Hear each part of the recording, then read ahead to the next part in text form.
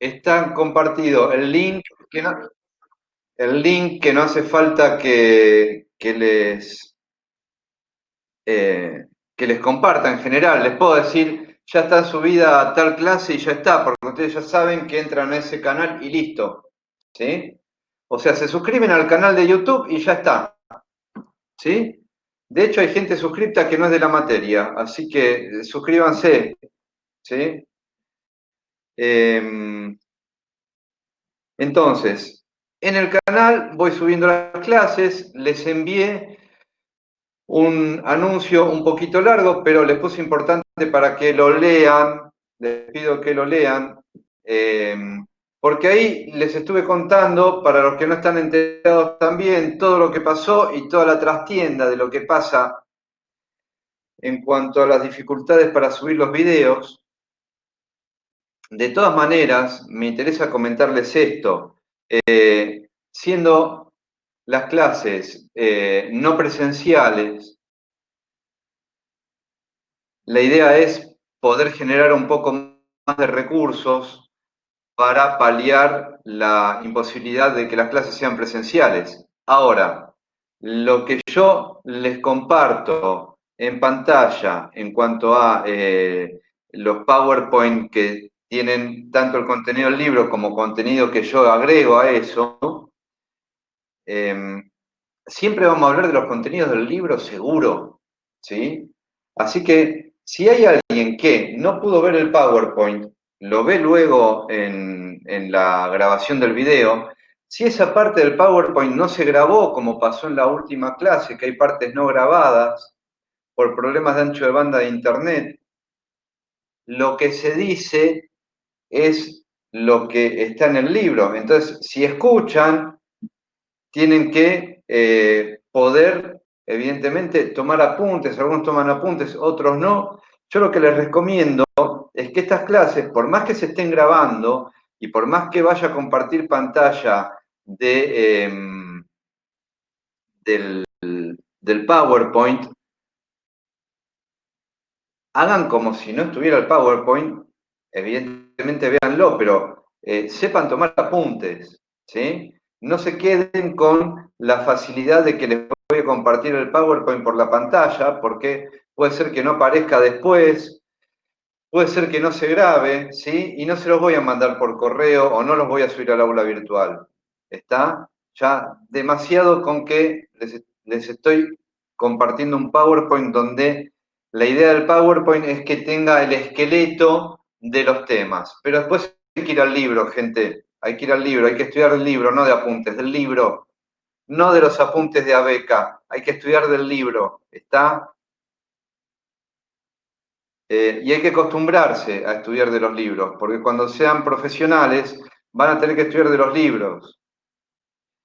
Bien, ¿qué más?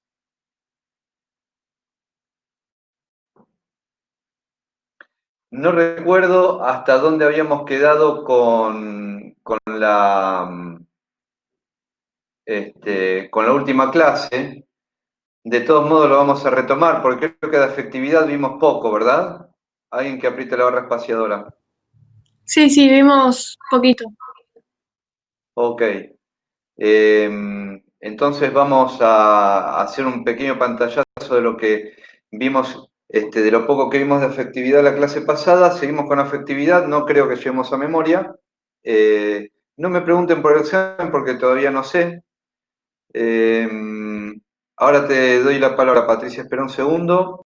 Un par de consultas del foro. A ver, alguien había Gracias, gracias. comentado eh, sobre algo que tenía que ver con plasticidad sináptica. Mariana Elena Huber, eh, yo le respondí que vamos a hablar de un poco, vamos a hablar bastante de plasticidad sináptica, un poco más de lo que hablamos en neuropsicología en la clase de memoria, ¿sí? Después, había otra consulta. había alguien que quería acceder que no estaba en la lista de WhatsApp, que luego hable en el chat está, pero bueno, que hable luego y se contacte, incluso por el chat de Jitsi, si no. Y había otra consulta del foro, pero ahora no me acuerdo.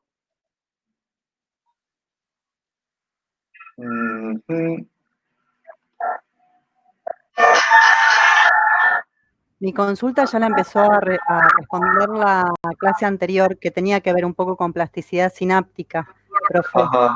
Sí. La había empezado a responder la clase anterior, así que ya me quedó claro y dijo que después cuando veamos memoria iba a quedar más claro también respecto de eso, así que... Sí, exacto, está. Así que, perfecto. igual estuve investigando un poquito, así que nada, Bien. me fue quedando. Tenés sobre plasticidad sináptica, te respondí también un video donde empezábamos a hablar de eso en neuropsicología, en la materia del semestre pasado. ¿Sí? Sí, de hecho estuve mirando los videos y hay bastante sobre plasticidad sináptica, así que eso me ayudó bastante. Exactamente. Bien, Nicolás había preguntado algo de atención selectiva, le respondí, pero luego sobre eso respondí a Gabriela si el objeto interno son las imagos. A ver, cuando hablamos de representaciones, cuando hablamos de imagos, cuando hablamos en general,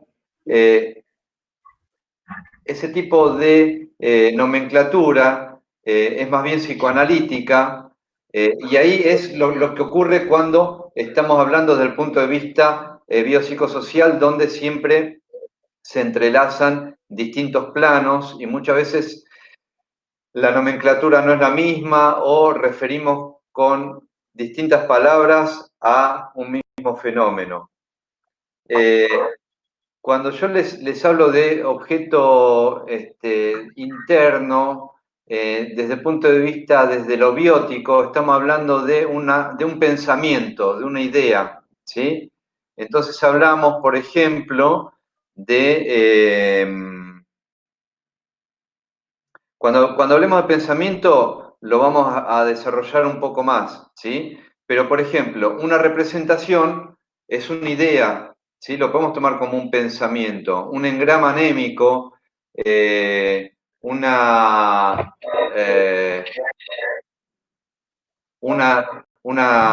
imagen sensoperceptiva, ¿sí? Una vez que se guarda como a partir de las áreas secundarias y terciarias, se guarda como engrama, ya hablamos de idea, ¿sí? Cuando hablamos de recuerdo, de imago, de imagen perceptiva, hablamos de idea, ¿sí? O hablamos de pensamiento también, ¿sí? No sé si con eso respondo a la consulta de Silvana Gabriela, ¿sí? Y de Nicolás, que luego también, sí, y de Nicolás, ¿sí? Cuando hablamos de representaciones, de imagos, etc. ¿Queda claro eso?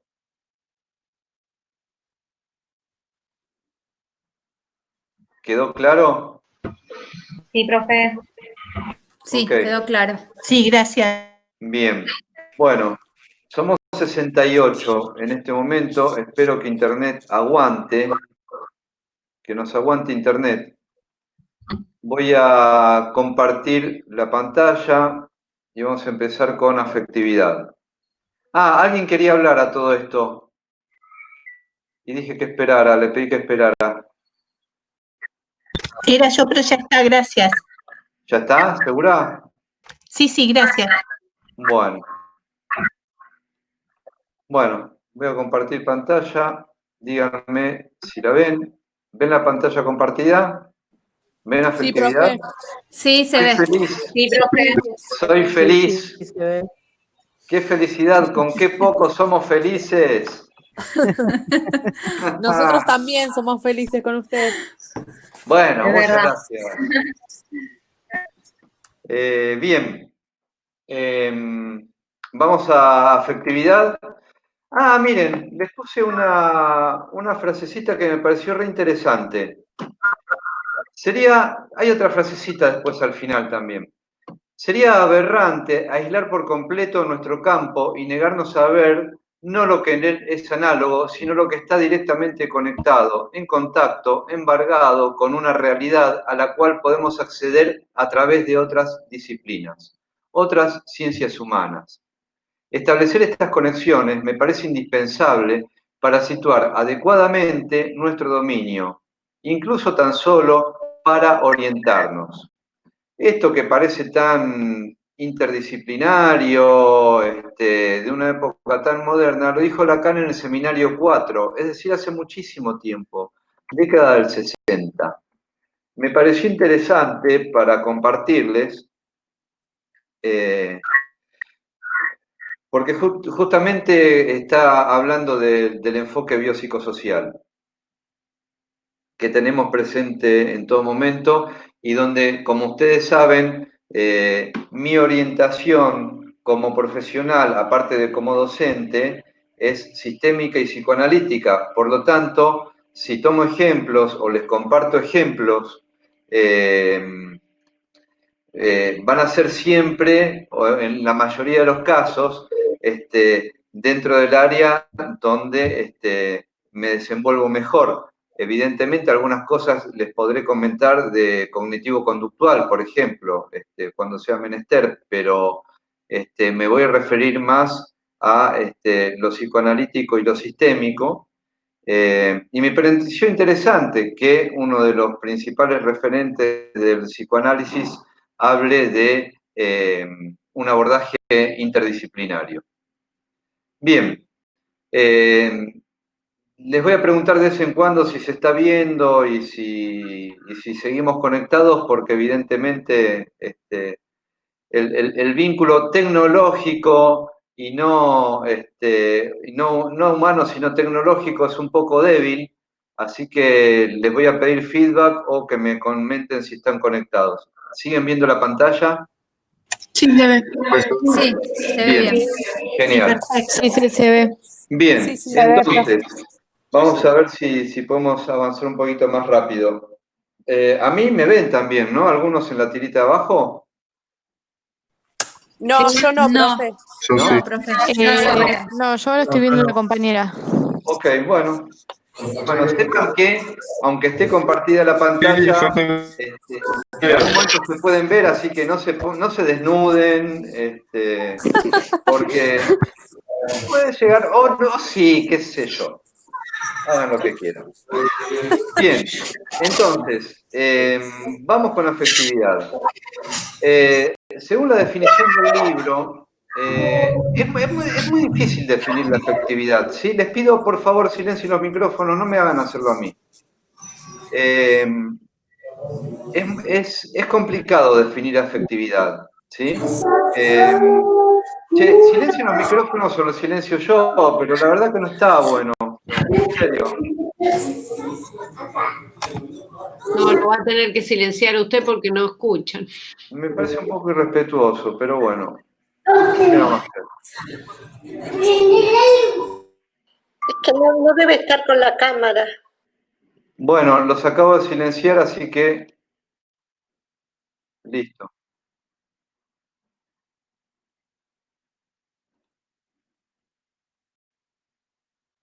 Bien. Voy a seguir compartiendo. Ahora sí lo vemos, profe. Un cuadradito. Bueno, perfecto. ¿Y ven el PowerPoint? Sí. Sí, perfecto. Bien. Qué bárbaro, la mitad del tiempo hablando si se puede ver o no. Bien, entonces, hablábamos de la afectividad como un estado de ánimo, tanto agradable como penoso. El power se fue, profe, disculpe. Se puede haber ido para vos, porque yo lo sigo compartiendo. Se ve bien. Yo lo veo. Sí, yo lo veo también. ¿Sí? También. Si a veces no ven el PowerPoint, no se preocupen Oiga, porque sí. se va a estar Ya lo grabando. veo. Sí, ya se ve. Ok, Sí, bien. ahora apareció. Gracias. Vuelvan a silenciar, por favor, y seguimos con la clase. Entonces, hablábamos de afectividad como un estado de ánimo penoso o agradable, y es importante esto también cuando veamos las patologías, porque afectividad puede ser en muy poco o en muy mucho, tanto penoso como agradable, ¿sí? Y se define en general, y esto desde un punto de vista del paradigma freudiano, como una descarga masiva, ¿sí? De un estado de ánimo como descarga masiva. ¿A qué refiere esto? Refiere más que nada a la visión freudiana de la representación como imagen ideativa, ¿sí? Proveniente de lo senso-perceptivo, más el quantum de afecto, ¿sí? Donde a veces habla de representante representativo de la pulsión también, como esta representación que es tanto una imagen como un contenido afectivo, ¿sí? A veces habla también de contenidos ideoafectivos, ¿sí? Que son los que, represión primaria mediante, pueden trasladarse, entre comillas, al inconsciente y volver de una manera deformada a través del lapsus, del chiste, del sueño, etcétera, a la conciencia. Entonces, ese quantum de afecto, es de ese quantum de afecto que hablamos, por lo menos desde el punto de vista del paradigma tomado en cuenta en el libro de la materia, es de ese quantum de afecto que nos referimos cuando hablamos de afectividad, ¿sí? Y desde el punto de vista, esto se los comento y presten atención porque no está en el libro, ¿está? Lo vamos a ver, lo vamos a desplegar todo lo que les estoy diciendo ahora, pero no está específicamente en el libro. Desde el punto de vista psiquiátrico, porque también hablamos de clasificaciones psiquiátricas cuando hablamos y cuando vayamos a hablar de las patologías, los trastornos, del estado de ánimo, de la afectividad, vamos a hablar de cómo se manifiesta de manera fenoménica, es decir, desde lo visible para la clínica, esa afectividad. Y de acuerdo a intensidad o a cualidades, o sea, cuantitativo o cualitativo, va a haber ciertas clasificaciones. También para el DSM-4, no lo tengo leído en el DSM-5, se toma en cuenta como un patrón de comportamiento observable, lo cual puede llegar a confundir con conducta, ¿sí? Pero conducta tiene que ver más con acciones más o menos tipificadas, ¿sí? Afectividad para el DSM es un patrón de comportamiento observable en cuanto a sentimientos que se experimentan subjetivamente, ¿sí? Es decir, cómo se expresa lo emocional, ¿sí? No solo una conducta puede ser cómo uno está manejando un auto en la calle, por ejemplo, o cómo uno se dirige hacia otra persona. Esto habla más de la expresión de la vivencia subjetiva, emocional, ¿sí? Entonces, ese es el punto de vista del DSM-4 en cuanto a la afectividad, y tiene que ver de vuelta vamos a ir mucho a lo observable desde el punto de vista de la intensidad, es decir, de lo cuantitativo, tiene que ver con todo el espectro que va, en cuanto a estado de ánimo, entre lo que es el placer y el displacer, ¿sí? Y seguimos con el paradigma freudiano.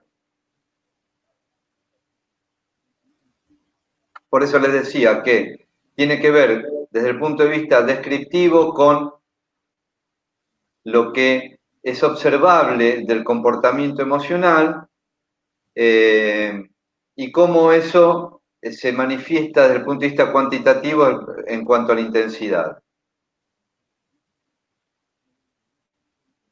Por supuesto, siempre vamos a hablar de que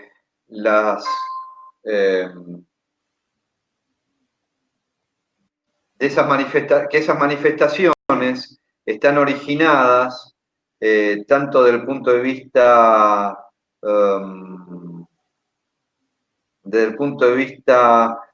habitual como desde el punto de vista patológico, y tengan en cuenta que no dije normal.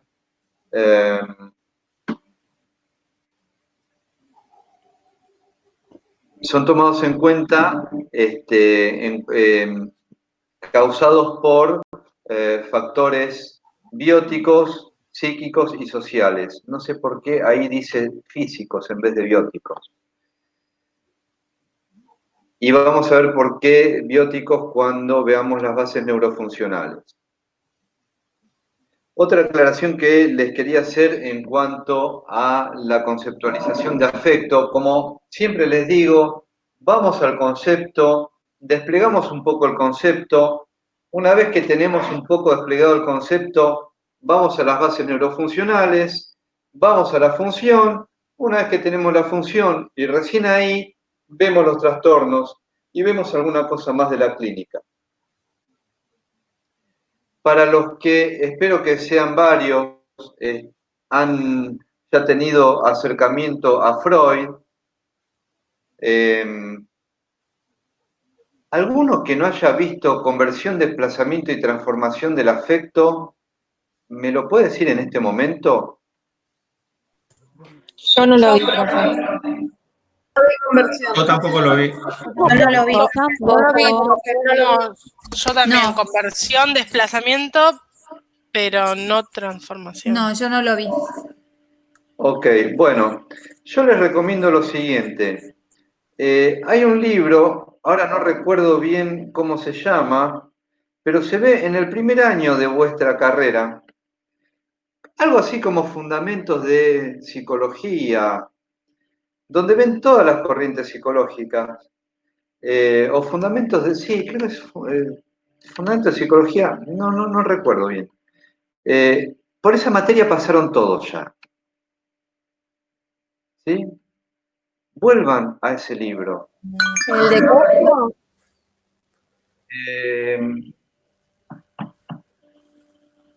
Puede ser, Cosio con alguien, había alguien más que lo había escrito y la hija de ese autor daba clases, una excelente profesora, una chica muy joven. Ah, puede ser. Bien, a ver, gente, primer año de la carrera es una de las primeras materias, algo así como fundamentos de la psicología, una cosa así. No puede ser que no sepan esto, no se los digo retándolos ni nada, está bueno que lo sepan, por favor, se los pido. No, por favor, profe, al Francisco. contrario, está bueno que nos aconseje.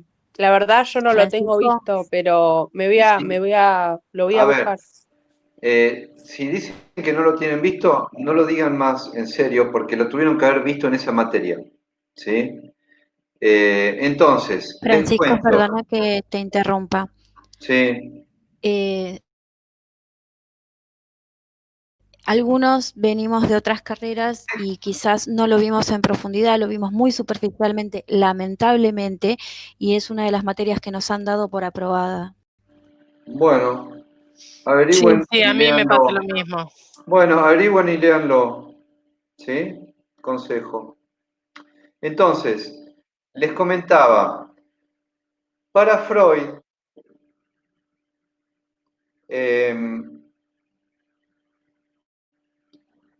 la representación o representante representativo pulsional, y esto se los digo así porque en distintos artículos y en distintas obras Freud lo llama de distintas maneras, ¿sí? Hay otras maneras también en las cuales llama a lo mismo. La representación También lo llama la agencia representante de pulsión. Creo que también lo llama. también, agencia, muy bien, agencia representante de pulsión o representante representativo, habla de eso en el mismo libro, en el mismo artículo.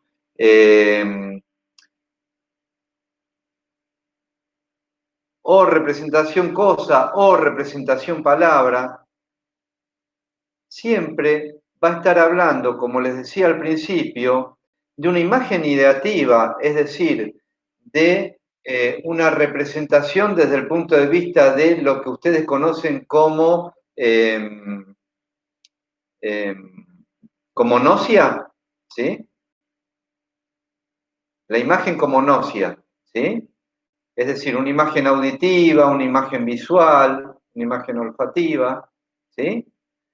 El registro sensoperceptivo más un contenido afectivo es lo que conforma para Freud el representante representativo, la agencia representativa, la representación palabra, representación cosa, ¿sí? Que cuando, se los digo muy rápidamente, pero esto para poder ecualizar, para poder nivelar y seguir adelante más o menos entre todos los que estamos presentes. Porque no es una clase de psicoanálisis esto, pero necesito decírselo, porque si no, no van a entender mucho. Cuando hay una represión primaria, ¿sí? Donde hay un contenido ideoafectivo primario que se reprime y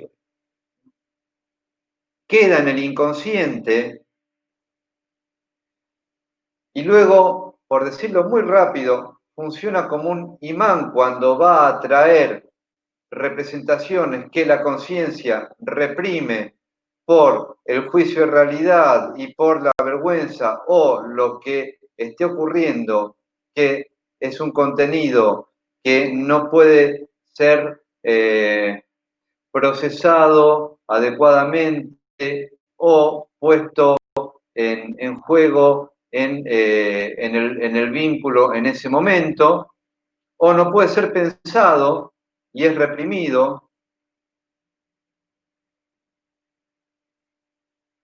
vuelve al inconsciente. Pero ¿qué es lo que va al inconsciente? Va el contenido ideativo. El afecto permanece como flotando. Freud no dice bien cómo permanece, lo digo yo, ¿sí? Cuando hay una representación que se reprime en el inconsciente, se reprime el contenido ideativo. El contenido afectivo, el quantum de afecto, el Q, permanece en el psiquismo, boyando, por decirlo de alguna manera, ¿sí?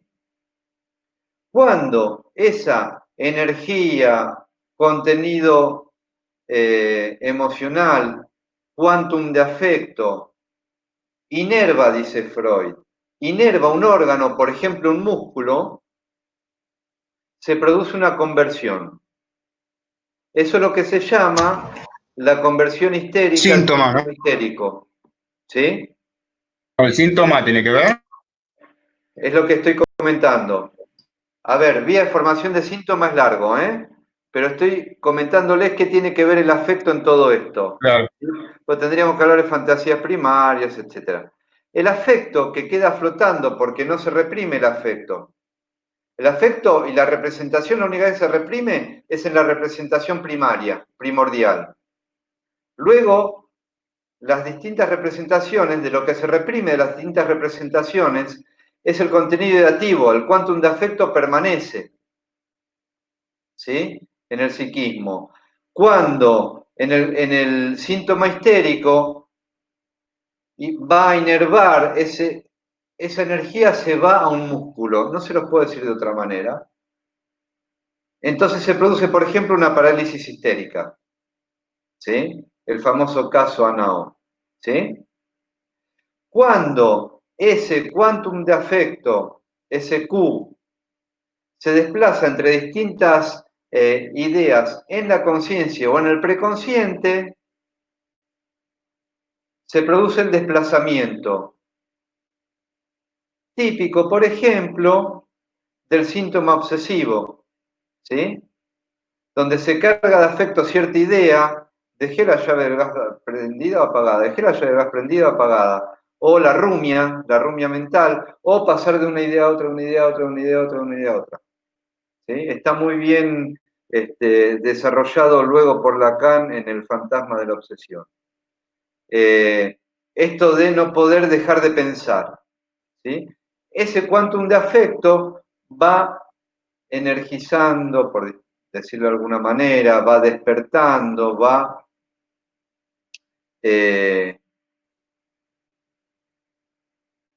desplazándose por distintos contenidos ideativos, ¿sí? Esa es otra de las vías en las cuales ese afecto que no quedó reprimido, pero estaba unido a una representación, o hace un síntoma conversivo o va de idea a idea, ¿sí?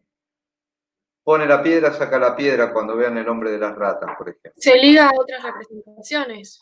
Exactamente, se liga a otras representaciones, es la manera más adecuada de decirlo.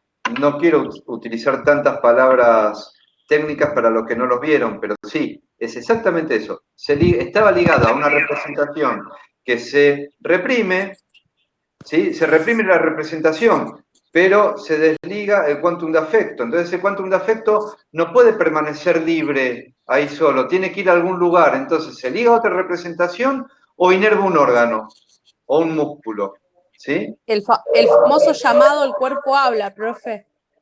Sí, está bien, pero el cuerpo habla, nada, sí, dejémoslo ahí por ahora, sí. El cuerpo no habla, pero bueno, si el cuerpo hablara, pero bueno, no importa, está todo bien. Otro día lo hablamos. Se toma imaginariamente como que habla porque está diciendo algo, no está diciendo nada, hay un afecto que se fue para ahí. Veamos por qué se fue para ahí, ¿sí? Porque supuestamente hay una estructura histérica, aunque las estructuras puras no existen. Hay un rasgo histérico en todo caso. O si hablamos de transformación, por lo menos en ciertos escritos de Freud y en el libro de la materia, hablamos de fobia, ¿sí? Entonces, de esto estamos hablando de afectividad y de afecto o quantum de afecto cuando hablamos desde el punto de vista freudiano, del psicoanálisis freudiano, y hablamos de conversión, desplazamiento y transformación. ¿Está?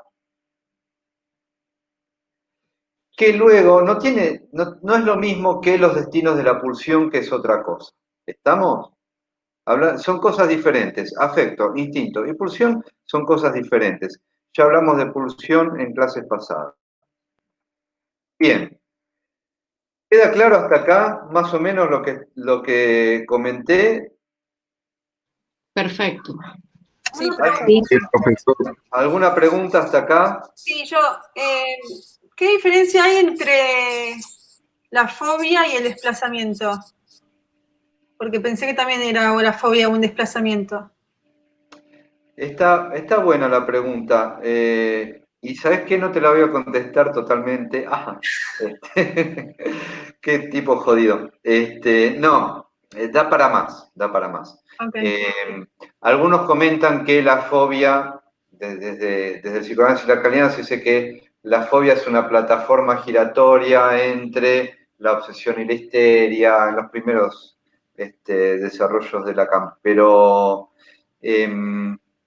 a ver, transformación es cuanto a que gran parte del contenido afectivo, del quantum de afecto, se concentra en lo que se llama el objeto fobígeno. ¿Sí? Sí. También sería una forma de desplazamiento. ¿Sí? Pero más concentrada. Digamos, sí. Bueno, gracias. De nada. Vamos a hablar ahora de... todo esto evidentemente es desarrollo del libro, yo se los estoy comentando y desplegando, ¿sí? Ahora vamos a hablar más. Hasta acá, cuando les hablé de todo que tiene que ver con el paradigma freudiano, les hablé de lo que es el afecto desde el punto de vista de la metapsicología, ¿sí? Del psicoanálisis freudiano, de lo que se conoce como metapsicología. Cuando Freud habla de topología, de consciente-inconsciente, preconsciente, de desplazamiento y condensación, sería más una condensación también, cuando hablábamos de fobia y de transformación. Sí, sería más una condensación.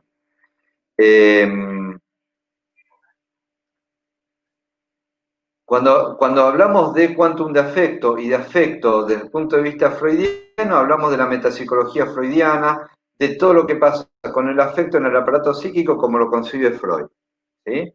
Ahora vamos a hablar, lo que al principio les decía, se puede hablar también descriptivamente de esto, ¿sí? Entonces, vamos a hablar de emociones, sentimientos y pasiones. Es una manera descriptiva de hablar de la emoción. Para Freud la emoción tiene que ver con el quantum de afecto, ¿sí? Ahí está toda la teología, digamos. Desde el punto de vista descriptivo, que no tiene que ver tanto con el psicoanálisis, sino con otras corrientes psicológicas, vamos a hablar de emoción, sentimiento y pasión. Cuando hablamos de emociones, y por supuesto, como les decía, desde el punto de vista descriptivo, se lo repito para que les quede, no sé si se dieron cuenta, ya sé que me pongo pesado, pero se lo repito para que les quede. Cuando hablamos de emociones, hablamos de afectos como manifestaciones visibles de un sentimiento, ¿sí? Están ligadas a lo que desde algunas corrientes psicológicas se llama temperamento, ¿sí? Y donde ese estado de ánimo es intenso, tan intenso que tiene repercusión tanto a nivel físico, es decir, a nivel somático, es decir, a nivel orgánico, como a nivel psíquico. Por eso hablamos de miedo y cólera, ¿sí? O de amor como emociones primarias, ¿sí?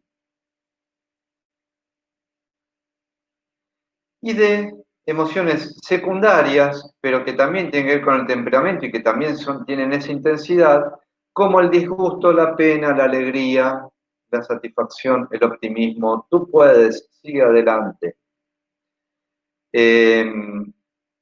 A ver, yo hablaría más de pasión que de amor en este caso, pero bueno, así es como está clasificado para algunos, ¿sí? Para mí el amor es otra cosa, pero bueno.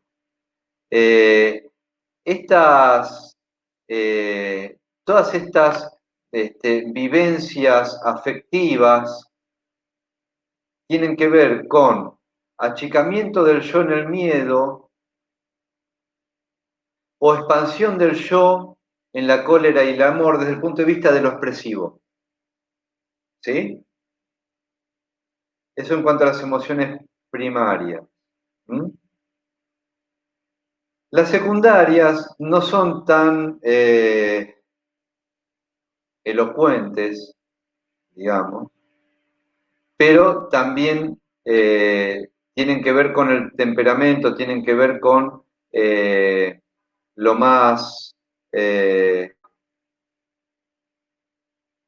íntimo, ¿sí?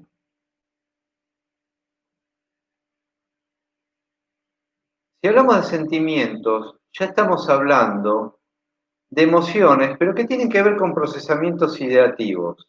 ¿Qué quiere decir esto? Se los voy a ejemplificar. Que está intelectualizado. Exactamente. hay un contenido ideativo que tiene que ver incluso no solo con las vivencias, es decir, si estamos hablando de emociones y empieza seguro y está permanente funcionando dentro del límbico, hay mucha activación de la amígdala, ¿sí? De lo amigdalino. Si hablamos de sentimientos, ya hay más procesamiento ideativo, ya hay más hipocampo, ya hay más formación ejecutiva, ¿sí? Ya hay más emoción, como siempre, también en lo más primario hay lazo social, pero acá ya está mucho más presente lo vincular en el sentimiento, ¿sí? Lo mismo en la pasión, pero con mucha mayor intensidad, ¿sí? La pasión siempre está dirigida a un objeto, ya sea una persona o ya sea una actividad. ¿Mm? ¿Se entiende? Sí, Sí. pero le puedo hacer una pregunta Sí, de las secundarias. sí. Dicen que la angustia es la El afecto que no miente. manifestación somática de la ansiedad. Cuando lo leí en el libro me parece como que es al revés. Como que la ansiedad es la manifestación somática de la angustia. Muy buena pregunta, y bien que lean el libro. Alguien que lee el libro, ¿quién es quien está hablando? Valeria. ¿Cómo? Valeria ¿Valeria cuánto? Hay más de una Valeria. Daviche. Bueno, haceme acordar que te dije que tenías 25 centésimos más. Bueno, Después vemos. está grabado. Está grabado. Sí, el libro muchas veces toma de una manera un poco desdibujada angustia y ansiedad. No es lo mismo. Porque la angustia es existencial, digamos. Es como la base de todo ser humano. Sí, desde el punto de vista existencial, fenomenológico, de la filosofía fenomenológica y existencialista, sí.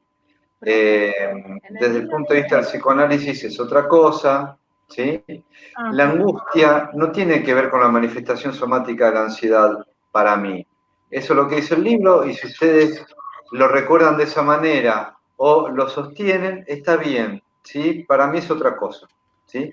Para mí la angustia está ligada con la vivencia de lo real que no puede ser simbolizado y tiene que ver desde el punto de vista vivencial con el pasado y la ansiedad tiene que ver con lo porvenir. Claro. ¿Sí? Y tiene manifestaciones diferentes. ¿Mm? No es lo mismo. Tal cual. ¿Te puedo hacer Una una angustia pregunta? está más ligada al ataque de pánico, por ejemplo. ¿Sí? Por ejemplo. En el libro dice todo el tiempo que se tienen que tratar de manera conjunta, por eso creo que varios nos confundimos. Sí, sí, por eso, a ver, pero ahora si ustedes eligen quedarse con ese concepto, se quedan con ese concepto y desde el punto de vista de si la afinidad electiva de ustedes, si ustedes eligen eso y lo despliegan, o lo dicen porque lo dicen de memoria, es lo mismo, es lo que no es que esté mal, ¿sí? Ahora, los que les hace ruido esa conceptualización, bueno, sepan que hay otra manera de conceptualizarlo como lo que les dije recién, ¿sí? Gracias. Entonces, por favor, entonces, cuando estamos hablando, para resumir, desde el punto de vista descriptivo de los contenidos afectivos que tienen que ver con expresiones de la vivencia emocional, hablamos de emociones, sentimientos y pasiones, que son los contenidos afectivos desde el punto de vista descriptivo. Desplegado someramente, muy someramente, la esfera conceptual, vamos a ir a las bases neurofuncionales. En cuanto a las bases neurofuncionales, es decir, cuáles son las estructuras anatómicas y el funcionamiento, es decir, lo fisiológico involucrado en lo que conocemos como afecto, más allá de las conceptualizaciones que luego se hagan, vamos a estar hablando del sistema límbico, otra vez del sistema reticular, y siempre que hablamos del sistema límbico, hablamos del lóbulo prefrontal.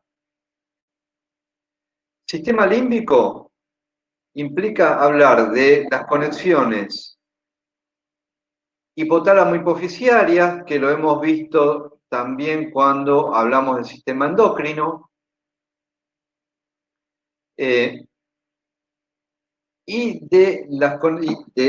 ahora vamos a hablar un poco más de todas las conexiones de la corteza límbica y de las estructuras subcorticales también límbicas interconectadas entre sí, que implican a la amígdala, al hipocampo, al tálamo, al cingulum, etc. ¿Sí? Todo esto lo voy a desplegar, se los estoy anunciando, después lo desplegamos, ya saben cuál es mi metodología. Cuando hablamos de sistema reticular, hablamos de esa formación distribuida, bastante inespecífica en cuanto a su localización, que tiene que ver con el estado de atención y con los ciclos de vigilia y de sueño. Y cuando hablamos de lóbulo prefrontal, hablamos principalmente de la interacción, de la modulación del lóbulo prefrontal sobre el sistema límbico y de la activación del sistema límbico sobre lo ideativo del lóbulo prefrontal. Hablamos de formación ejecutiva como esa capacidad, esa habilidad, esa práctica de poder planificar de acuerdo a las normas incorporadas desde el punto de vista de lo social. Pero tengamos en cuenta, esta es una visión un poco personal, pero me parece que hay que tener en cuenta, el lóbulo prefrontal no es el policía del límbico, ¿eh? ¿Hay una modulación del prefrontal sobre el límbico? Sí, porque si no, estaríamos matándonos entre todos o haciendo marchas anticuarentena todo el tiempo y sacándonos y quemando barbijos, ¿sí? A ver, se los digo así para poner una nota de color dentro de lo visible, de lo que está pasando últimamente, tanto en conductas más individuales también. Por ejemplo, un psicótico que se masturba en el vagón de un subte, ¿sí? Hay una desconexión entre el prefrontal y el límbico, evidentemente, ¿sí? Pero el prefrontal no solo no es solo el prefrontal modulando al límbico, también las vivencias, contenidos vivenciales sin palabras amigdalinos, cuando veamos lenguaje lo vamos a ver más, o con palabras, declarativos en el hipocampo, también activan contenidos ideativos, ¿sí? Entonces es un ida y vuelta, ténganlo presente, por eso les digo que no es que el prefrontal es el policía límbico como modulador o represor, ¿sí? ¿Se entiende? Sí. Bien. Vamos a hablar un poquito del sistema límbico. Esto es repaso de neuro. Aprovechenlo los que no cursaron neuro porque se la dieron por aprobada de una manera mágica. Y después no me digan que no lo vieron, porque todo esto que estoy mostrándoles se toma, pero ¿saben cómo? Palabra por palabra lo que estoy dando en la clase de hoy. ¿Está? Porque se los estoy dando y lo tienen y está en el libro y ya todos tienen el libro. Bien. Y ya lo vimos más de una vez y están los videos de YouTube y ya me pongo, si me acelero, me pongo como Violencia Rivas y no voy a dejar de ser el profesor. Bien. Volvamos. No, profe, por favor. Me pongo en profe de nuevo. Cuando hablamos de sistema límbico, hablamos de un sistema. No es una estructura específica, bien delimitada, dentro del sistema nervioso central. ¿Mm? Es un sistema de integración. Muy bien, es un sistema de integración, además muy interconectado, con diferentes estructuras e interconectado entre sí. Pero el sistema límbico podemos incluir el lóbulo olfatorio, por ejemplo, el bulbo olfatorio, ¿sí?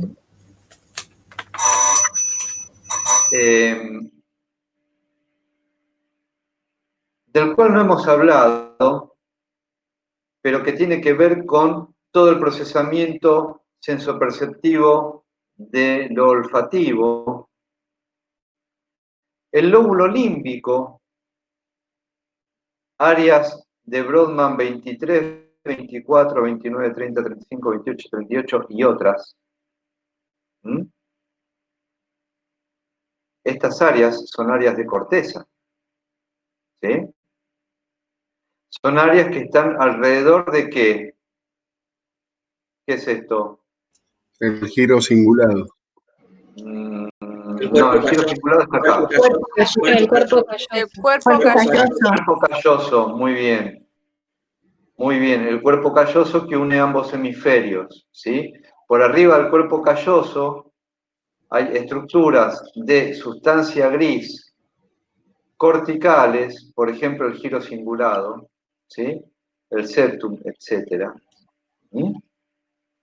Que lo pueden ver acá, ¿sí?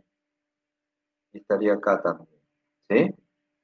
Esto sería el lóbulo límbico, la parte cortical, sustancia gris de corteza del sistema límbico. Luego tenemos otras formaciones de sustancia gris como amígdala e hipocampo, que son subcorticales. Dentro del lóbulo límbico tenemos el giro del cíngulo o giro cingulado, el istmo, el giro del cíngulo, el giro parahipocampal, son todas formaciones de corteza que ya deberían saber porque las vieron el año pasado, pero creo que ninguno las estudió. La sustancia gris pericoeductal que está alrededor de los... Ventrículos. ¿Cómo? Ventrículos. De los ventrículos, muy bien, ¿sí? Y también sustancia gris que forma el tálamo y el hipotálamo, ¿sí?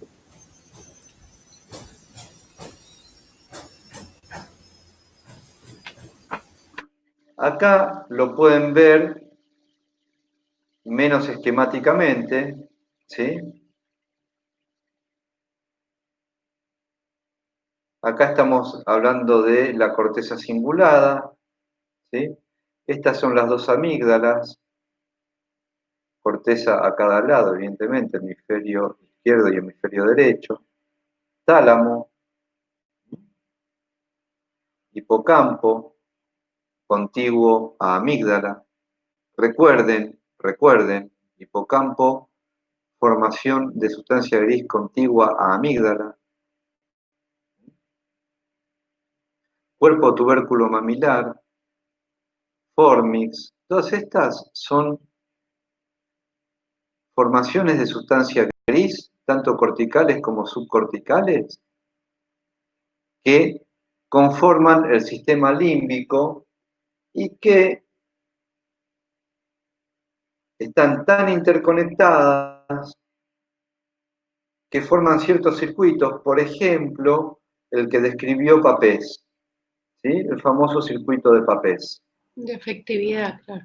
De recompensa, ¿no? El sistema de recompensa está relacionado con esto, pero con otra área de corteza. Entonces, el sistema límbico, ya más o menos localizadas las subestructuras del sistema, como decía alguien de ustedes muy bien, es un sistema de integración responsable del procesamiento de la vida emotiva y de los sentimientos, y también de la regulación endocrina y del dolor y del placer-displacer para Freud, ¿sí?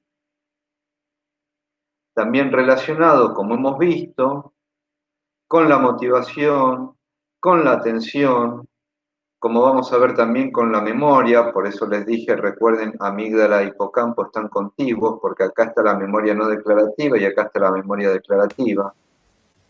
Si quieren... La representación palabra. Bien, ¿quién lo dijo? ¿Quién lo dijo? Carolina. Muy bien, Carolina, ¿cuánto? Spranda. Muy bien, Carolina Spranda. Representación palabra, representación cosa. Podríamos hablar de representación palabra, representación cosa en la amígdala como contenido ideativo y representación cosa en el hipocampo como contenido ideativo puesto en palabras. ¿Sí? Sí. Cosa que ocurre, empieza a ocurrir una vez que se va incorporando el lenguaje, una vez que hay una mayor madurez del sistema nervioso central, cuando avanza el proceso de mielinización. ¿Ven cómo todo está relacionado? ¿Sí? Incorporación del lenguaje que tiene que ver con un otro. ¿Ven cómo todo es biopsicosocial? Y tiene que ver con la frase que les leí al principio de la clase. Bien, entonces, hablábamos del sistema límbico como sistema de integración.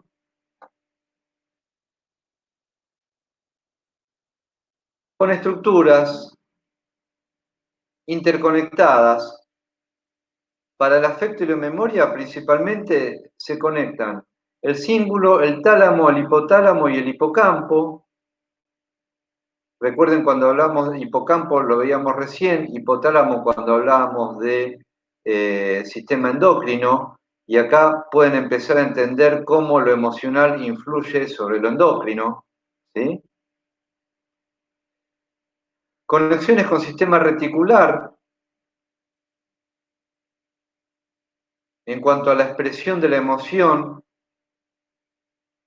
a través de las vías motoras y sensitivas. Por ejemplo, cuando Freud habla de un afecto que inerva un músculo, ¿sí? Con lóbulo prefrontal, si hablamos de significación de la emoción, y con conexiones con médula y tronco, si hablamos de funciones neurovegetativas. ¿Mm? Moduladas, de alguna manera, por el procesamiento límbico.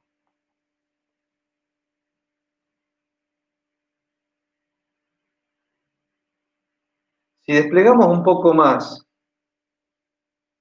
esto no está en ningún lado, ¿eh? Si no lo aprovechan, se lo repierden. Y lo que van a ver después de este slide no está en ningún lado, pero ninguno porque lo inventé yo. No es un invento mío, ojo, no lo tomen como una cuestión soberbia, por favor. Porque lo diseñé de esa manera y no lo encontré en ningún lado, lo usé para mi tesina. Así que aprovechenlo, en serio, hay mucho laburo ahí. Todo esto que están viendo, como les decía muchas veces en la otra materia, es base neurofuncional para intervenciones de ustedes como psicólogos. ¿Está? Si ustedes quieren saber cómo funciona una interpretación, cómo funciona un corte de sesión, cómo funciona trabajar lo emocional con lo ideativo o lo creativo con lo lógico, cuando hablamos de hemisferio izquierdo y derecho y con un montón de técnicas que hay para eso, todas las bases neurofuncionales es esto. Aunque no lo sepan, cuando están haciendo esas intervenciones, está funcionando esto. ¿Sí? Y cuando veamos plasticidad sináptica, si hay algo de lo cual se aprovecha, en lo que se basa una terapia, es en la posibilidad de plasticidad sináptica. Ya lo vamos a ver. Volviendo. Cuando hablamos de hipocampo, después de hablar de la